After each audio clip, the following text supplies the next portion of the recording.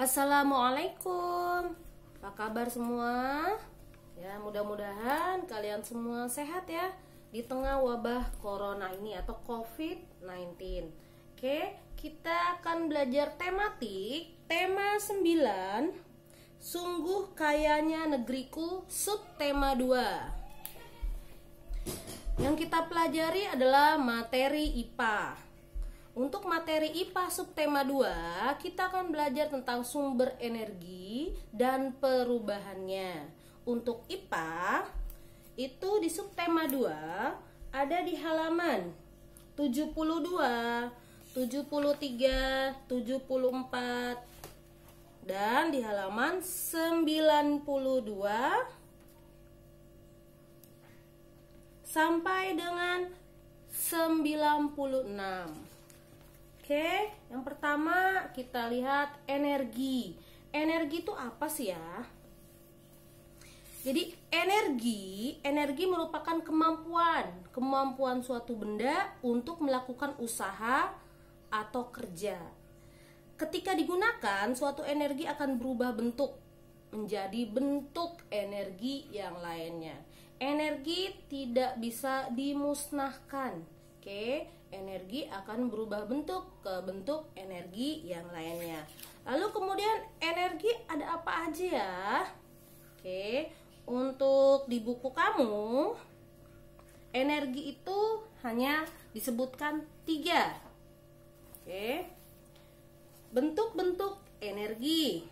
Ada energi listrik yang paling banyak kita gunakan, energi bunyi. Kemudian energi panas. Ya, tapi sebetulnya energi ada yang lain. Ada energi kimia, ada energi kinetik, dan masih banyak lagi. Oke. Untuk energi panas itu disebut juga dengan kalor. Ya, sumber energi panas terbesar adalah matahari. Namun ada juga beberapa sumber energi panas seperti misalnya panas bumi. Kemudian energi bunyi.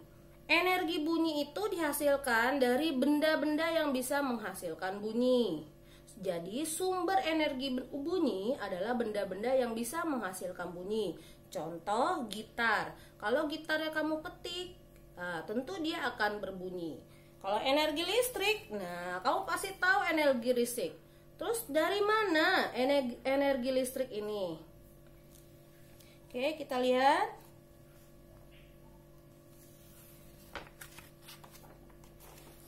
Nah, ini dia. Energi yang berubah menjadi energi listrik. Oke, seperti yang kamu ketahui, kita punya sumber daya alam. Di dunia ini ada 2 sumber daya alam. Sumber daya alam yang dapat diperbaharui, yang tidak akan pernah habis. Apa aja? Ada angin, air, matahari, atau organisme. Ya, organisme adalah seperti contohnya limbah. Oke. Nah, angin bisa berubah menjadi energi listrik. Di Indonesia, angin berubah. Di Indonesia mungkin belum, tapi di negara Belanda itu mereka menggunakan listrik, menciptakan listrik dari angin. Oke, kemudian di air di Indonesia itu melalui angin itu sudah ada. Angin itu di Indonesia sudah ada. Ya, namanya pembangkit listrik tenaga Bayu.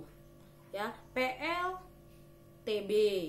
Oke, kemudian air itu di Indonesia paling banyak karena Indonesia adalah negara perairan yang dikelilingi oleh laut.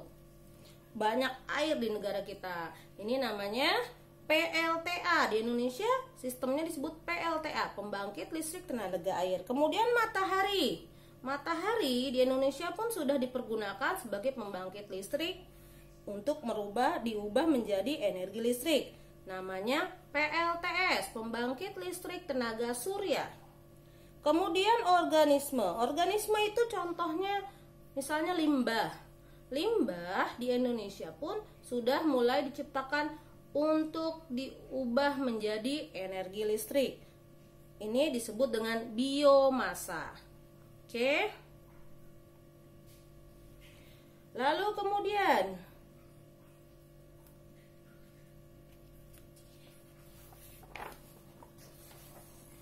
ya, yang paling banyak terjadi perubahan, mungkin yang paling kalian ketahui adalah perubahan dari energi listrik ke beberapa energi. Oke, energi listrik. Energi listrik itu dia bisa berubah menjadi energi panas. Contohnya setrika. Kemudian energi listrik berubah menjadi energi dingin. Contohnya kulkas. Kemudian energi listrik berubah menjadi energi cahaya. Contohnya adalah lampu. Energi listrik berubah menjadi energi bunyi. Contohnya adalah radio, televisi. Energi listrik berubah menjadi energi kimia. Nah, ini adalah contoh dari penggunaan baterai ya. Jadi listrik kamu kalau punya HP dicas, kemudian nanti listriknya akan masuk ke dalam baterai. Itu terjadi proses kimia. Mungkin kamu belum belajar, nanti di tahun-tahun mendatang kamu akan belajar apa itu kimia ya. Nah, kemudian untuk latihannya kalian kerjakan halaman 73. Di sini kalian sebutkan sumber energi yang digunakan apa, lalu kemudian perubahan energinya apa. Oke, untuk sate, sumber energi yang digunakan itu adalah arang. Arang itu adalah kimia. Berarti perubahan energinya dari kimia menjadi panas. Lalu satu lagi yang mungkin kalian agak susah, itu adalah saat orang menjemur gabah.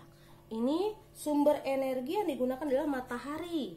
Kemudian perubahan energinya dari energi matahari menjadi energi panas. Energi panas ini nanti akan mengeringkan, menguapkan air-air yang ada di dalam gabah. Oke, berikutnya kamu juga harus mengerjakan soal halaman 93. Oke, di 93 ini kamu sebutkan bentuk perubahan energi. Contoh, listrik